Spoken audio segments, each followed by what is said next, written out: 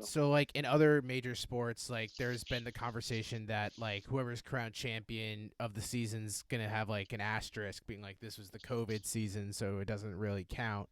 But you don't think that would even remotely apply to Liverpool because of how well they're playing, right? Like everyone's basically already settled Yeah, on the idea they're gonna win. yeah, it'd be pretty cruel to do that because they're. I mean, if Arsenal beats Man City and Liverpool beats Everton in the first fixture in the first match day week, then I mean they win the title there. So it'd be tough to put an asterisk next to their title. Where does this I don't think I'd do that. Where do you think this Liverpool team lies in your lifetime for like quality teams? Because you've been watching soccer for a long time.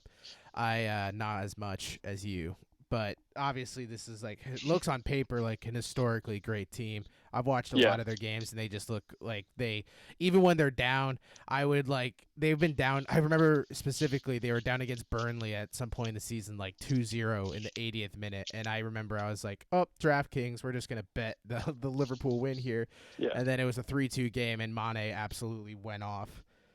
So, I feel yeah, like they're one of the best teams I've ever seen, but I would like to know, with you being such an avid fan, where you lie.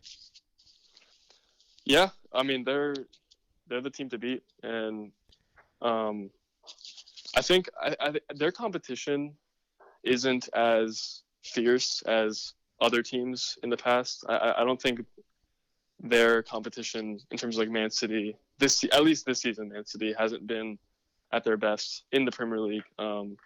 And there's Leicester, and then there's Chelsea and Man U. Chelsea, Man U, both young, inconsistent teams, and then there's Wolves, Sheffield, Tottenham, Arsenal are completely underachieving. So I think in terms of competition, it hasn't been that tough for them. I don't think that's not saying that like they don't deserve the title as much as they do. I mean, they're clearly the best team in the Premier League right now.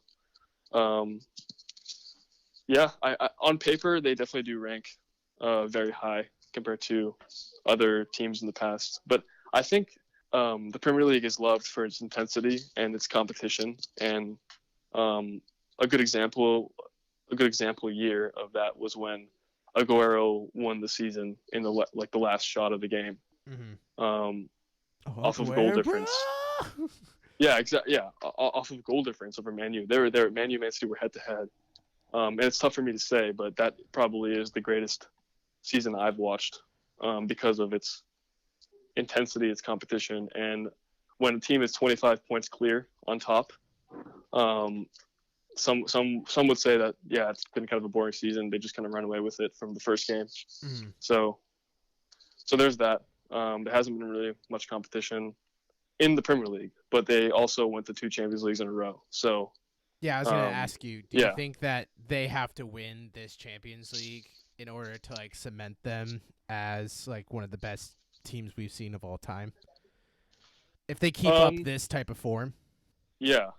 Uh, So I don't know. I wouldn't say yeah. If they keep this up for a couple of years, 2 or 3 years, then for sure they're in a discussion. But as of right now, I wouldn't really do that. Not yet because it's not really fair to teams like the '99 Manchester United team or the Real Madrid and Barcelona teams of this past decade. I mean, Real Madrid won. They've won four. They won 4 Champions Leagues in 6 years. Barcelona dominated the La Liga for 10 years. So I don't think it's fair to put them in that discussion.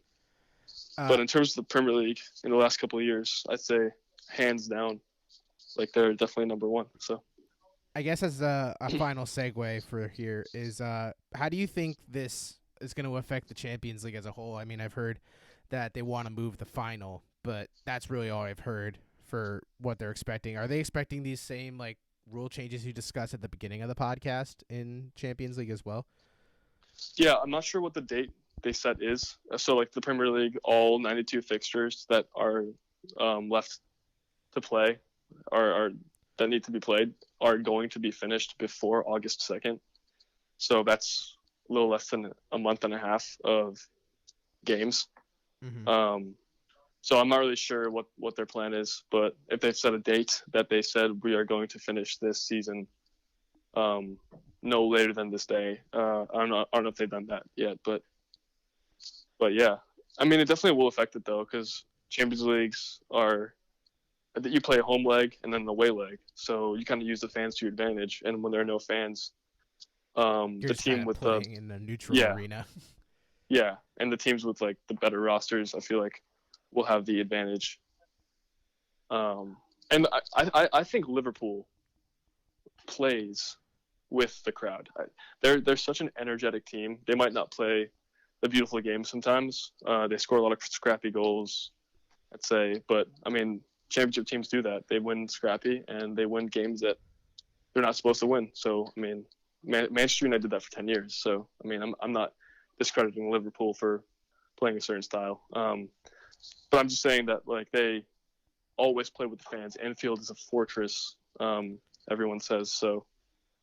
When the fans aren't on your side, and that's a big part of your game, I think it will affect for sure the way they perform in the Champions League games. I mean, when Liverpool came back and beat Barcelona when they're down 3-0, they were going to Anfield, and it's like people are scared to play in certain stadiums. And then when they won 4-0, I think that was a big part of that was the fans. So yeah.